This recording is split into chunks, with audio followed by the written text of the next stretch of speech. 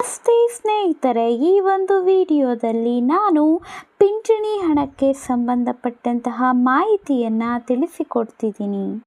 ಇನ್ನೊಂದು ವಿಚಾರ ಏನು ಅಂತ ಅಂದರೆ, ಮೇ ತಿಂಗಳ ಪಿಂಚಣಿ ಹಣ ಯಾವಾಗ ಬರುತ್ತೆ ಅಂತ ಕೂಡ ತಿಳಿಸಿಕೊಡ್ತೇನೆ. ಮೂರನೆಯದಾಗಿ ಡಬಲ್ ಪಿಂಚಣಿ ಹಣ ಯಾರಿಗೆಲ್ಲ ಬರ್ತಾ ಇದೆ ಅಂತ ತಿಳಿಸಿಕೊಡ್ತೇನೆ.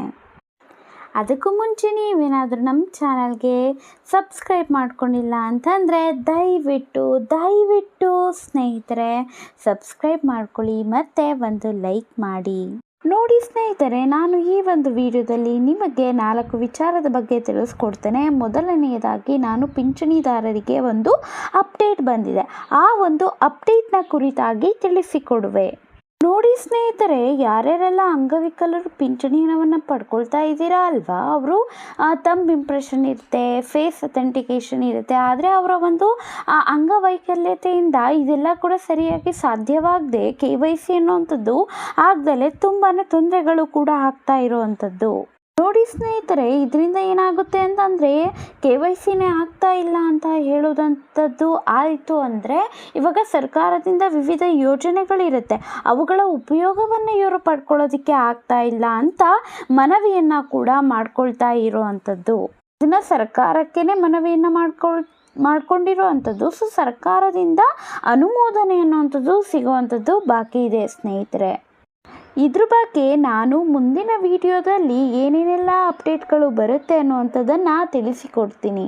ಎರಡನೆಯದಾಗಿ ಸ್ನೇಹಿತರೆ, ಎಷ್ಟೊಂದು ಜನಕ್ಕೆ ವಿವಿಧ ಪಿಂಚಣಿ ಹಣ ಇರುವಂಥದ್ದು ಕೂಡ ಗೊತ್ತಿರೋದಿಲ್ಲ. ಸೊ ವಿವಿಧ ಪಿಂಚಣಿ ಹಣದಲ್ಲಿ ಯಾರ್ಯಾರಿಗೆ ಎಷ್ಟೆಷ್ಟು ಬರುತ್ತೆ ಅನ್ನೋಂಥದ್ದು ಕೂಡ ಒಂದಷ್ಟು ಜನಕ್ಕೆ ಗೊತ್ತಿಲ್ಲ. ಹಾಗಾಗಿ ಈ ಒಂದು ವಿಡಿಯೋದಲ್ಲಿ ನಾನು ತಿಳಿಸ್ಕೊಟ್ಬಿಡ್ತೀನಿ ಸ್ನೇಹಿತರೆ. ಇವಾಗ ಇಂದಿರಾ ಗಾಂಧಿ ವೃದ್ಧಾಪ್ಯ ಪಿಂಚಣಿ ಪಡ್ಕೊಳ್ತಿರೋಂಥವ್ರಿಗೆ 600 ರೂಪಾಯಿ ಸಿಗುತ್ತೆ.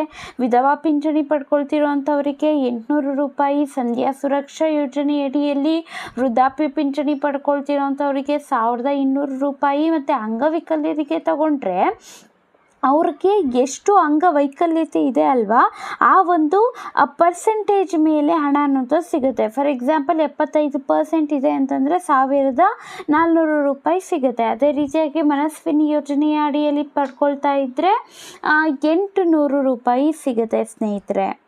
ನೋಡಿ ಸ್ನೇಹಿತರೆ, ಇನ್ನೊಂದು ವಿಚಾರ, ಮೂರನೆಯ ವಿಚಾರ ಏನು ಅಂತ ಅಂದರೆ, ಮೇ ತಿಂಗಳ ಪಿಂಚಣಿ ಹಣ ಅನ್ನುವಂಥದ್ದು ಯಾವಾಗ ಬರುತ್ತೆ ಅಂತ.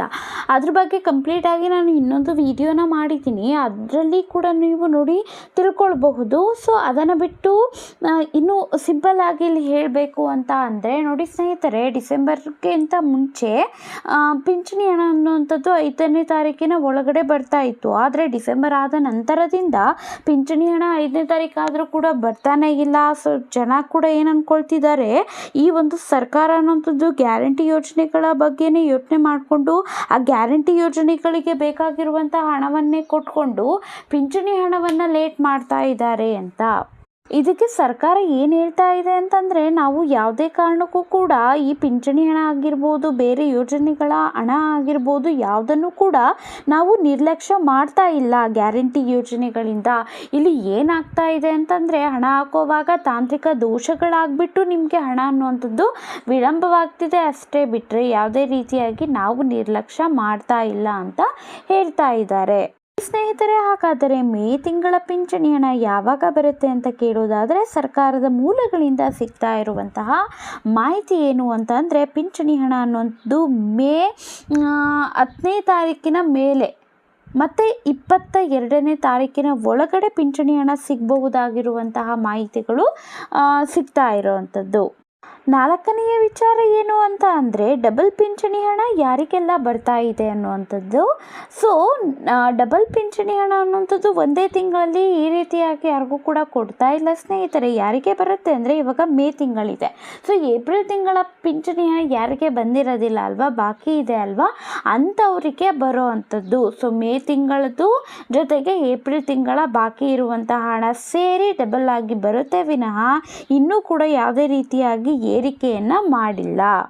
ನೋಡಿ ಸ್ನೇಹಿತರೆ, ಒಂದು ವೇಳೆ ತಾಂತ್ರಿಕ ದೋಷದಿಂದ ನಿಮಗೆ ಕಳೆದ ತಿಂಗಳು ಬಂದಿಲ್ಲ ಅಂತಂದರೆ ಈ ತಿಂಗಳು ಎರಡೂ ಕೂಡ ಸೇರಿ ಡಬಲ್ ಬರುತ್ತೆ ಅಷ್ಟೇ ವಿನಃ ಪಿಂಚಣಿ ಹಣ ಅನ್ನುವಂಥದ್ದು ಮುಂಚೆ ಎಷ್ಟು ಬರ್ತಿತ್ತು ಅಷ್ಟೇ ಬರೋವಂಥದ್ದು, ಏರಿಕೆನೂ ಆಗಿಲ್ಲ ಇಳಿಕೆನೂ ಕೂಡ ಆಗಿಲ್ಲ. ಸೊ ಇದಿಷ್ಟು ಆಗಿತ್ತು 4 ಅಪ್ಡೇಟ್ಗಳು.